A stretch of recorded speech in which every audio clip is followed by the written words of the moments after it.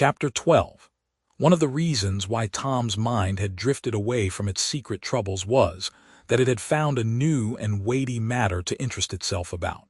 Becky Thatcher had stopped coming to school. Tom had struggled with his pride a few days and tried to whistle her down the wind, but failed. He began to find himself hanging around her father's house nights and feeling very miserable. She was ill. What if she should die? There was distraction in the thought. He no longer took an interest in war nor even in piracy. The charm of life was gone. There was nothing but dreariness left. He put his hoop away and his bat. There was no joy in them anymore. His aunt was concerned. She began to try all manner of remedies on him. She was one of those people who are infatuated with patent medicines and all newfangled methods of producing health or mending it. She was an inveterate experimenter in these things. When something fresh in this line came out, she was in a fever right away to try it, not on herself, for she was never ailing, but on anybody else that came handy. She was a subscriber for all the health periodicals and phrenological frauds, and the solemn ignorance they were inflated with was breath to her nostrils. All the rot they contained about ventilation, and how to go to bed, and how to get up, and what to eat, and what to drink, and how much exercise to take, and what frame of mind to keep oneself in, and what sort of clothing to wear, was all gospel to her, and she never observed that her health journals of the current month customarily upset everything they had recommended the month before. She was as simple-hearted and honest as the day was long, and so she was an easy victim.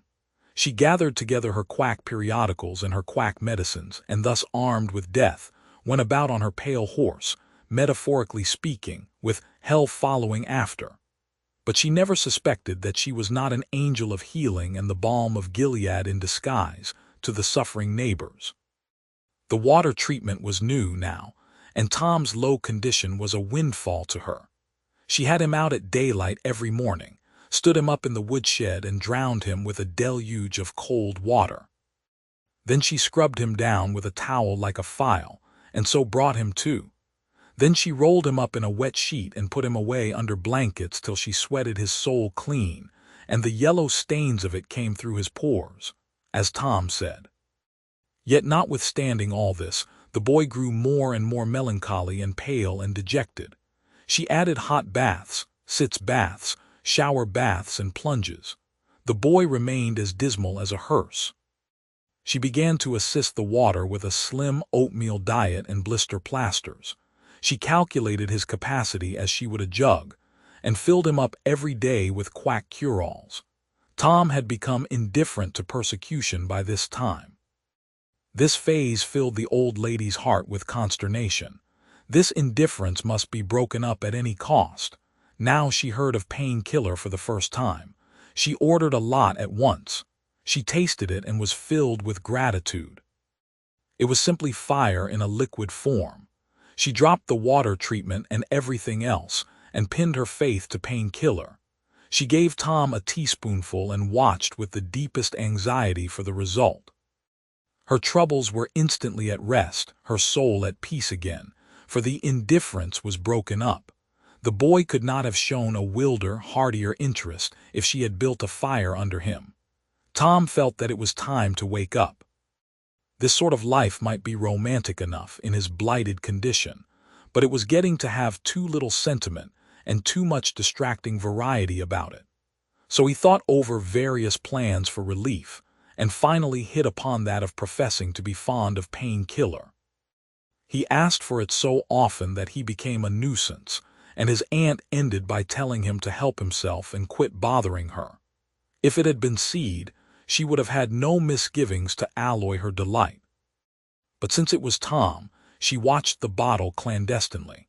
She found that the medicine did really diminish, but it did not occur to her that the boy was mending the health of a crack in the sitting-room floor with it. One day Tom was in the act of dosing the crack when his aunt's yellow cat came along, purring, eyeing the teaspoon avariciously and begging for a taste. Tom said, "Don't ask for it unless you want it, Peter." But Peter signified that he did want it. You better make sure. Peter was sure. Now you've asked for it, and I'll give it to you because there ain't anything mean about me. But if you find you don't like it, you mustn't blame anybody but your own self. Peter was agreeable. So Tom pried his mouth open and poured down the painkiller.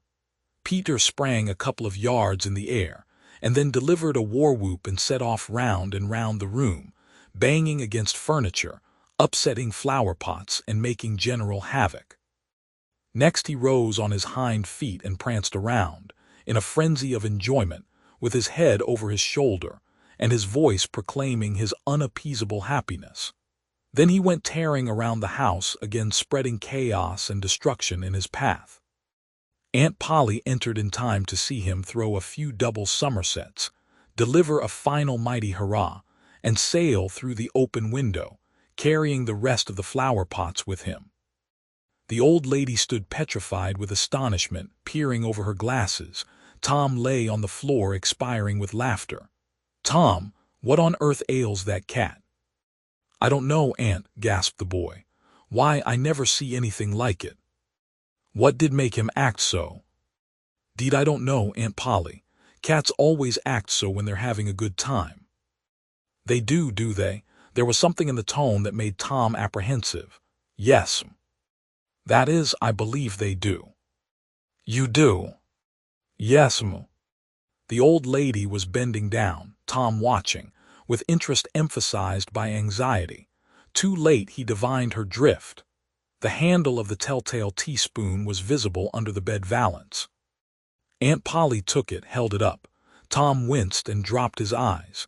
Aunt Polly raised him by the usual handle, his ear, and cracked his head soundly with her thimble. "Now, sir, what did you want to treat that poor dumb beast so for?" "I done it out of pity for him, because he hadn't any aunt." "Hadn't any aunt, you numbskull?" "What has that got to do with it?" "Heaps, because if he'd had one she'd 'a burnt him out herself. She'd 'a roasted his bowels out of him, 'thout any more feeling than if he was a human." Aunt Polly felt a sudden pang of remorse. This was putting the thing in a new light. What was cruelty to a cat might be cruelty to a boy, too. She began to soften. She felt sorry. Her eyes watered a little, and she put her hand on Tom's head and said gently, "I was meaning for the best, Tom. And Tom, it did do you good." Tom looked up in her face with just a perceptible twinkle peeping through his gravity. "I know you was meaning for the best, Auntie, and so was I with Peter. It done him good, too. I never see him get around so since." "Oh, go 'long with you, Tom, before you aggravate me again. And you try and see if you can't be a good boy for once, and you needn't take any more medicine." Tom reached school ahead of time. It was noticed that this strange thing had been occurring every day latterly, and now, as usual of late, he hung about the gate of the schoolyard instead of playing with his comrades. He was sick, he said, and he looked it. He tried to seem to be looking everywhere but whither he really was looking, down the road.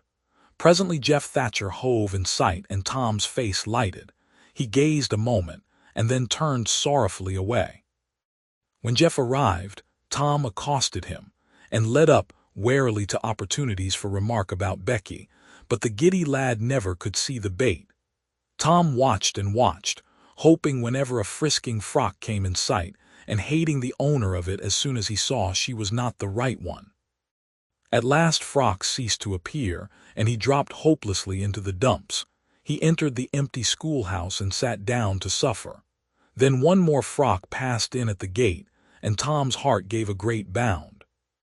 The next instant he was out and going on like an Indian, yelling, laughing, chasing boys, jumping over the fence at risk of life and limb, throwing handsprings, standing on his head, doing all the heroic things he could conceive of, and keeping a furtive eye out all the while to see if Becky Thatcher was noticing. But she seemed to be unconscious of it all. She never looked. Could it be possible that she was not aware that he was there? He carried his exploits to her immediate vicinity.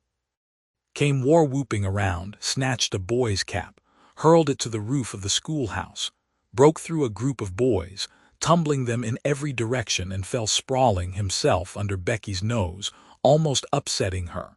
And she turned with her nose in the air, and he heard her say, "MF, some people think they're mighty smart, always showing off."